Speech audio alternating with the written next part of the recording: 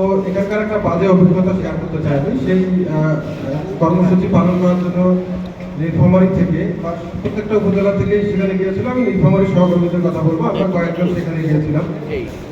প্রথমে যে ধাক্কাটা খাই, আমাদেরকে আসলে ওই বিএনপির পক্ষ থেকে একটি তাঁবু দেওয়া হয়েছিল। আমার কয়েকজন কলিগ ওই তাঁবুতে যে উঠেছিল, তারপর আপনাদের বিএনপির কিছু লোকজন এসে, আমি জানি না কোন ইউনিটের লোকজন এসে তারা ফোর্স করে সাংবাদিকদের বের করে দিয়েছে, ভাই এটাতে আপনাদের থাকা যাবে না, যদিও বলেছিল যে এটা সাংবাদিকদের জন্য নির্ধারণ করা আছে। তো যাই হোক, তারপর আমরা সেখানে গেলাম, যে আরেকটি তাঁবুতে উঠলাম।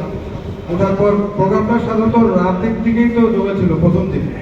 তো এক পর্যায়ে তাঁবুতে আসলে থাকার মতো অবস্থা হচ্ছিল না, কারণ আমাদের কোনো প্রস্তুতি ছিল না, কাঁথা কম্বল ছিল না। তো আমরা কয়েকজন কলিগ মিলে আমি ছিলাম, আপনার 71 টিভির কাজল রিপোর্টার ছিল, নমুনা রিপোর্টার, 7-8 রিপোর্টার মিলে আমরা অবসরে একটা রুম ম্যানেজ করলাম।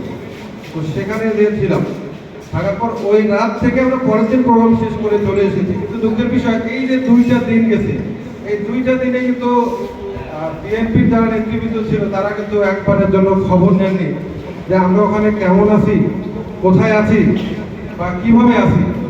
আমার মনে হয় যে আমি দুঃখিত, এটা আসলে সমালোচনা করছি না, এটা একটা অভিজ্ঞতা শেয়ার করছি যে আপনারা অনেক বৃহৎ একটি দল, আপনাদের এইরকম আচরণ এগুলো আসলে সমীচীন, এগুলো আসলে আপনাদের সাথে এটা যায় না।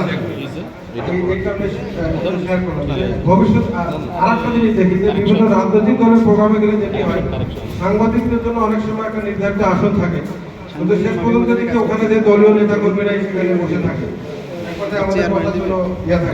সাংবাদিকরা কিন্তু পয়সা দেয় না, সব সাংবাদিক কিন্তু পয়সা দিয়ে চলে না। আমি ব্যক্তিগতভাবে বলবো, এখানে আসলে অনেক সাংবাদিক আছেন, অনেকে চেনে না, আমার সাথে অনেকে ব্যক্তিগত পরিচয়, তো এখানে অর্থনৈতিক লেনদেনের কোনো এখানে প্রশ্নই আছে না। সাংবাদিকরা কিন্তু তার জায়গা থেকে তার প্রাপ্য সম্পর্কটুকু চায়। আমি আজকের থেকে শুরু করবো।